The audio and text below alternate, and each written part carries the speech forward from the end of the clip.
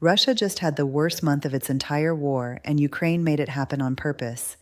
March 2026, Russia launches its Grand Spring Offensive, the campaign that was supposed to finally break Ukraine, collapse the Donbass, and deliver Vladimir Putin the victory he has been promising since February 2022. Thousands of additional soldiers sent to the front. Attacks intensified across the entire front line, the full weight of Russia's manpower advantage thrown at Ukrainian defenses. The result? Russia gained nothing, not a single square kilometer of net territory. For the first time in 2.5 years of this war, Russia ended a month with 0 net advances anywhere on the front line. Meanwhile, Ukraine gained 50 square kilometers of its own territory back. 50 kilometers liberated in the same month Russia was supposed to be winning. 35 out of 351 Russian soldiers killed or wounded, a new monthly record. While Ukraine was advancing, 96% of those casualties caused by Ukrainian drones. And for the first time in the entire war, Ukraine launched more long-range drones at Russia than Russia launched at Ukraine. This is States News, and what we are about to walk you through is not just what happened in March, it is how Ukraine engineered this outcome over months of deliberate, patient, invisible preparation. The strategy that most analysts are still not fully explaining, the intelligence systems driving it, a drone war that is rewriting what modern combat looks like and why what is happening right now in spring 2026 might be the moment this war fundamentally changed direction. Stay with us because this is not a lucky month for Ukraine. This is a plan executing exactly as designed. Let us start with the numbers, because the numbers in this story are extraordinary, and understanding them in sequence tells a very different story from the one Russia is broadcasting. On April 15th, Ukraine's commander-in-chief, Alexander Syrskyi, posted a detailed battlefield assessment on Facebook. He confirmed that in March, Ukrainian troops regained control over nearly 50 square kilometers of territory that had been occupied by Russian forces. He described the approach as active defense, a phrase that sounds modest, but represents something far more sophisticated than it sounds. And we will come back to exactly what it means. But here is the context that makes those 50-kilometer genuinely significant. This was not a one-month anomaly. In February, Ukraine launched a series of counteroffensives in the south and had regained approximately 300 kilometers by February 20th. By the end of that month, Ukraine had retaken around 480 kilometers, approximately 185 square miles, in a counteroffensive that initially appeared sweeping in scale. As you will understand by the time we are done today, that scale was deliberate and strategic, not random. March followed. Another 50 square kilometers liberated. Another month of Ukraine advancing, while Russia's spring offensive stalled. Back-to-back months of Ukrainian gains occurring simultaneously with Russia's most intense offensive push of 2026. Russia ramping up pressure, Ukraine gaining ground anyway. These two things happening at the same time is not a coincidence. It is the output of a strategy that Ukraine spent months engineering before the world saw any of the results. Now let us talk about the rate of advance comparison, because this number more than any other single figure reveals the true state of this war in March 2026. Business Insider reported the comparison between Russia's rate of advance in March 2025 and March 2026. 1 year ago, Russia's forces were moving forward at approximately 12.9 square kilometers per day. That is 5 square miles every single day. Slow by the standards of historical warfare, but enough to constitute genuine, measurable progress. Fast forward exactly 1 year to March 2026, the month of Russia's spring offensive launch, the month Russia was supposed to be surging, and the rate of Russian advance had dropped to 2.58 kilometers per day, 1 square mile per day. Russia's rate of advance slowed by a factor of 5 in 12 months. And while Russia was slowing to 1/5 of its previous pace, Ukraine was advancing at 4.66, 66 kilometers per day, nearly twice what Russia was gaining in the same month in opposite directions. The Institute for the Study of War confirmed what these numbers mean. Its assessment of March 2026, reported by France 24, was unambiguous. When tallying Ukraine's advances against Russia's retreats, March is the first month in 2 years where Russia's net gains amount to zero. Not negative territory, not a retreat, zero. But Ukraine was moving forward while Russia stood still, which means the actual balance of the month was decisively in Ukraine's favor. Russia launched its spring offensive. Ukraine outgained it in the same month. In the precise month that was supposed to mark the beginning of Russia's victory march, Ukraine was the one advancing. The drone numbers from March deserve their own dedicated moment because they reveal a shift that nobody predicted happening this early in the conflict. 96%. That is the share of Russia's 35,351 casualties in March that were caused by Ukrainian drones, according to Euromaidan Press. Not artillery, not missiles, not rifles. 96% of every Russian soldier killed or wounded in March was taken down by a flying or ground robot. Think about what that tells you about the nature of this battlefield. It is not a war being decided primarily by traditional military power, infantry numbers, tank formations, artillery coverage. It is a war being decided almost entirely by autonomous and semi-autonomous systems operating in layered kill zones that cover every approach to Ukrainian positions. And Ukraine's drone advantage is growing, not holding steady. The United Kingdom is committed to sending more than 120,000 drones to Ukraine in 2026 alone. That package supplements the millions of drones Ukraine is producing domestically through its network of more than 280 drone manufacturing companies. The industrial foundation of Ukraine's drone war is broader, better funded, and more innovative than anything Russia can currently match. But the most significant single data point about the drone war in March was not the casualty figure, it was the long-range comparison. ABC News reported that March 2026 was the first month in the entire Ukraine war in which Ukraine launched more long-range drones at Russia than Russia launched at Ukraine. Ukraine fired 7,347 long-range drones. Russia fired 6,462. Ukraine exceeded Russia's total for the first time ever in the category that Russia had previously held as a clear advantage throughout most of the war. And Ukraine's new interceptor drone capability compounded the damage to Russia's aerial campaign. Ukraine achieved a near 90% interception rate against Russia's incoming Shahed drones in March. Russia is launching fewer long-range drones than Ukraine. The ones it does launch are being intercepted at a 90% rate. The aerial campaign that Russia used for 2 years to terrorize Ukrainian cities and degrade Ukrainian infrastructure has been neutralized on both the offensive and defensive dimensions simultaneously. Inside Russia itself, Ukraine's drones struck 76 targets in March alone. 15 of those targets were facilities connected to Russia's oil refining sector. These are not random strikes.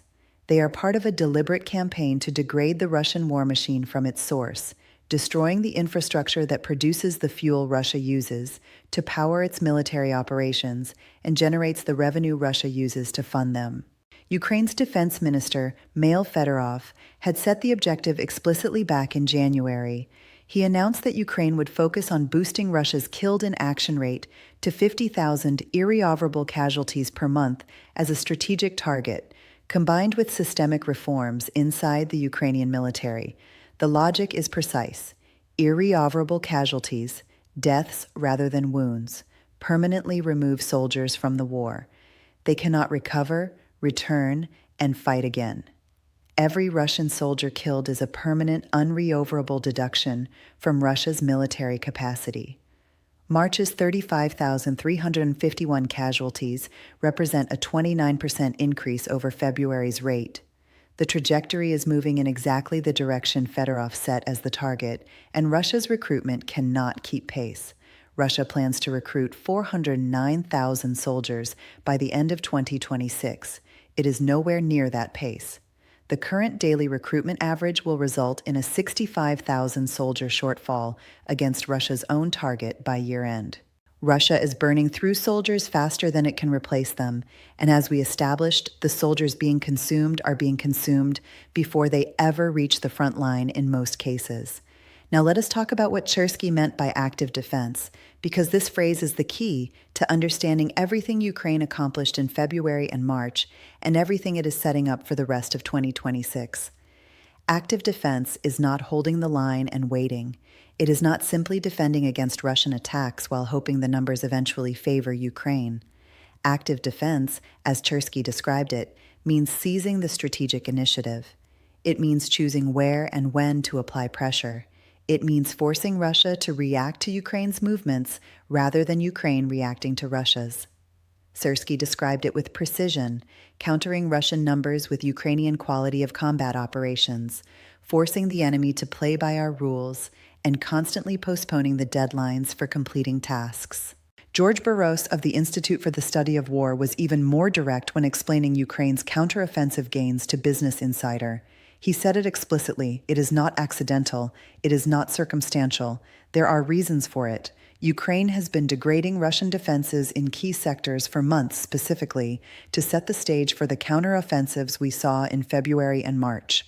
This is the piece that most coverage misses. The 50 square kilometers Ukraine gained in March did not appear out of nowhere.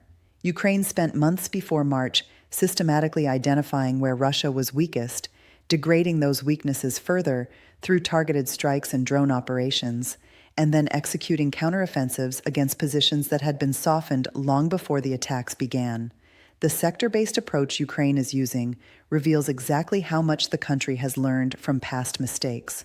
In 2023, Ukraine launched a broad counteroffensive that ultimately failed, partly because it spread its forces too thin across too wide a front. Ukraine did not repeat that mistake. Instead, Ukraine looked at Russia's infiltration strategy, the tactic Russia had been using throughout much of 2025, sneaking small groups of soldiers into territories to establish gray zone footholds, and identified where that strategy had left Russia most exposed. Russia's infiltration groups are small. They occupy territory without deeply fortifying it. They are difficult for drones to stop en route, but vulnerable to a coordinated attack once in position. Ukraine targeted those positions where Russia had used infiltration to claim territory on paper without the strength to hold it in practice. Ukraine launched precise, concentrated counterattacks. The results are the gains we have seen in February and March. Alexandrivka and Dnipropetrovsk are the two sectors Business Insider specifically identified as examples of this approach. In Alexandrivka, Russia had been advancing and trying to build a buffer zone to protect its forces in Donetsk.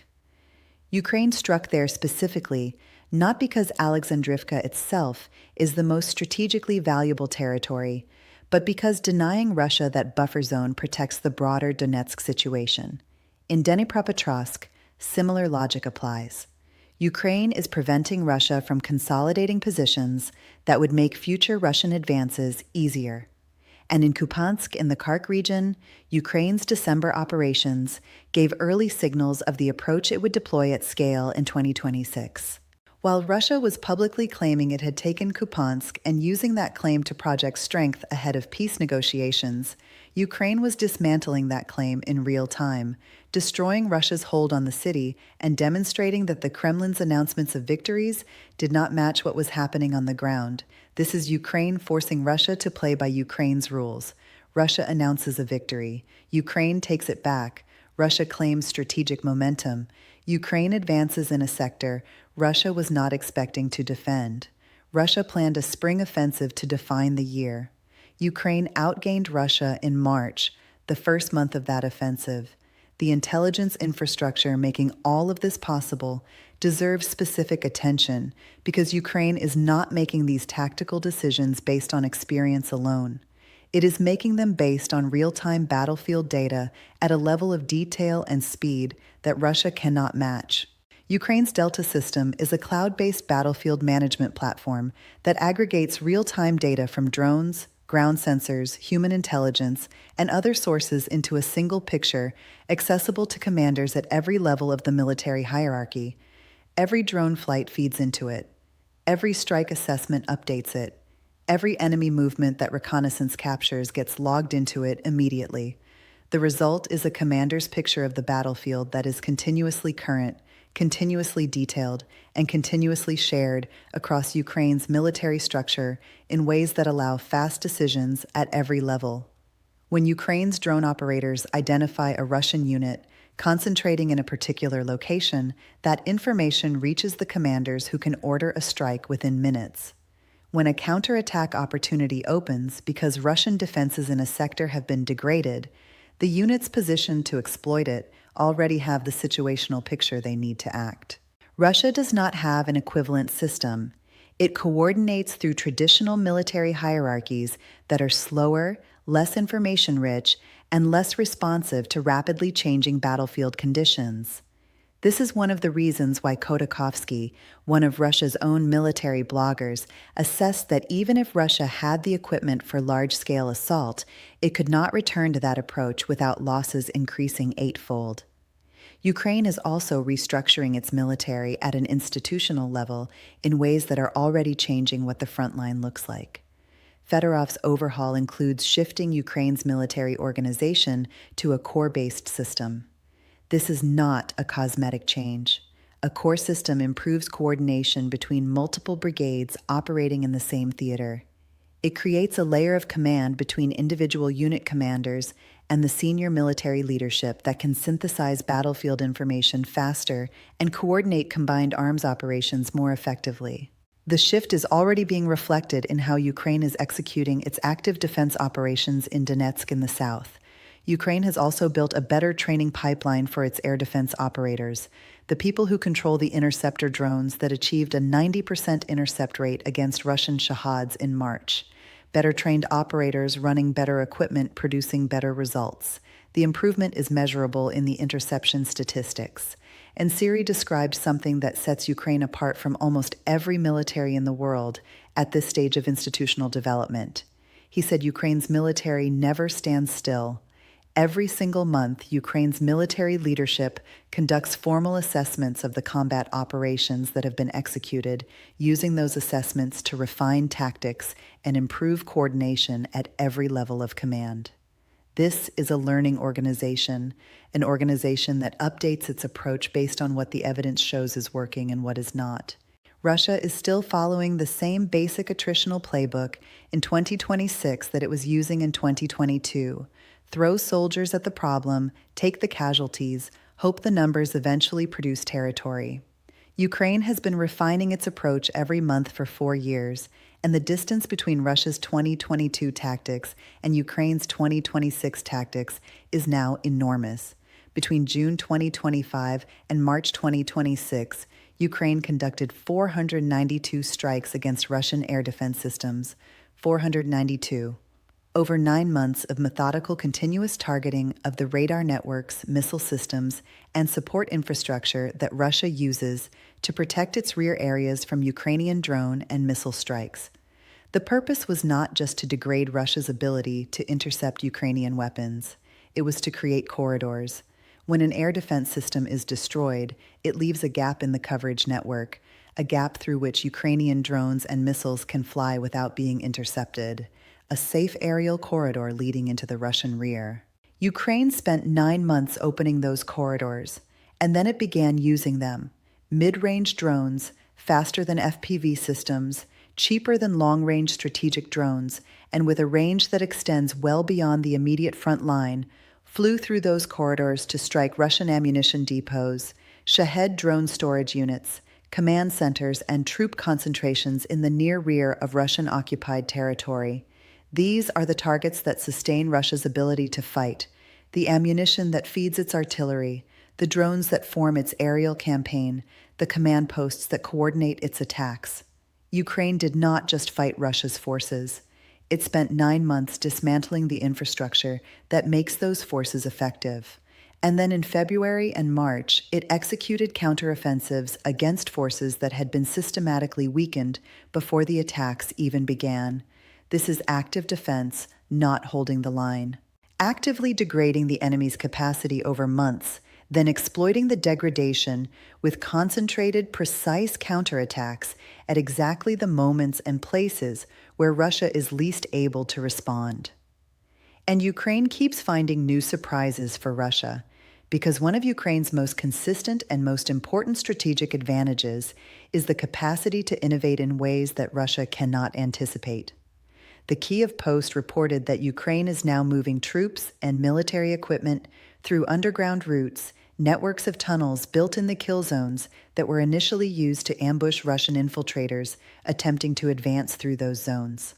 The scale of those networks has apparently grown large enough that Ukraine is now using them as logistical arteries, moving personnel and supplies in ways that Russia cannot track from the air, cannot strike with drones, and apparently did not anticipate. The tunnels are invisible to reconnaissance. The movement through them is invisible to drone surveillance. Russia built its entire situational awareness architecture around the assumption that what it can see from the air is what is happening on the ground. Ukraine has found a way to move significant elements of its military capability completely outside that assumption. This is the innovation speed advantage that Ukraine has maintained throughout this war and is now deploying at scale. The Center for Strategic and International Studies reported that Ukraine is working to embed research and development directly into the military units actively fighting, putting the people who need new solutions in direct contact with the people who can develop them and shortening the cycle between identifying a problem and deploying a solution from months to weeks. Russia has spent 4 years trying to grind Ukraine down with attrition. Ukraine has spent 4 years building a military that gets measurably better every month. The compounding effect of those two trajectories is what March 2026 looks like in the numbers. Russia's recruitment problem is becoming a structural crisis, not a temporary shortfall. Russia's plan called for recruiting 409,000 soldiers in 2026. At the current daily average of 1,120 recruits per day, the year will end with a shortfall of 65,000 against that target. This matters because of what fewer recruits means at the front. Every sector of the front line that Russia holds requires manpower to defend. When Russia cannot maintain the density of forces it needs in every sector simultaneously, gaps appear, and gaps are exactly what Ukraine's active defense strategy is designed to identify and exploit. The cycle reinforces itself. Russia cannot recruit fast enough. Manpower density in some sectors drops below sustainable levels. Ukraine identifies those sectors using Delta and drone reconnaissance. Ukraine attacks those sectors. Russia is forced to redeploy forces from other sectors to respond. That redeployment creates new gaps. Ukraine finds those gaps. The process repeats with Ukraine controlling the timing and the location of every iteration. This is what Serkey means when he says Ukraine is forcing Russia to play by Ukraine's rules. Russia is responding to Ukraine's choices. Russia is deploying troops to locations Ukraine decides to pressure. Russia is pulling forces from planned offensive sectors to plug defensive gaps Ukraine creates in different sectors. Russia's spring offensive is being disrupted not by a single dramatic Ukrainian counterattack, but by the continuous pressure of an active defense that forces Russia to react rather than act. Let us close by stepping back to look at the full picture of what March 2026 actually represents. Russia announced a spring offensive. The spring offensive was supposed to accelerate Russia's progress toward taking the Donbass, breaking Ukrainian resistance, and demonstrating to the world that negotiations should happen on Russia's terms from a position of Russian strength. Instead, March produced Russia's worst monthly performance of the war: 0 net territorial gains, 35,351 casualties, a new monthly record, 96% of those casualties caused by drones. For the first time in the war, Ukraine launched more long-range drones at Russia than Russia launched at Ukraine. Ukraine gained 50 square kilometers following a February in which it gained 480. Russia's rate of advance slowed to 1.05 of what it was a year ago. Ukraine's daily advance rate was nearly twice Russia's. The spring of 2026 was supposed to be Russia's defining push toward victory. Instead, Ukraine is outgaining Russia in the same month. Ukraine is destroying Russian soldiers at a pace that Russia's recruitment pipeline cannot replace. And Ukraine is doing all of this while implementing a military structure and intelligence system and drone capability that gets more sophisticated every single month. Serkey said Ukraine's military never stands still. The evidence from March is that this is not rhetoric. It is an operational reality that Russia is experiencing every day on the battlefield, and that it has no current answer for. The spring offensive has not begun Ukraine's defeat. It may have begun something very different. The moment when Ukraine's accumulated advantages finally produced results that the battlefield numbers cannot ignore and the Kremlin narrative cannot explain away. This is States News. If today's analysis gave you a clearer picture of what is actually happening in Ukraine right now, make sure you subscribe so you do not miss what comes next. This war is at an inflection point, and we will be here covering every development as it unfolds.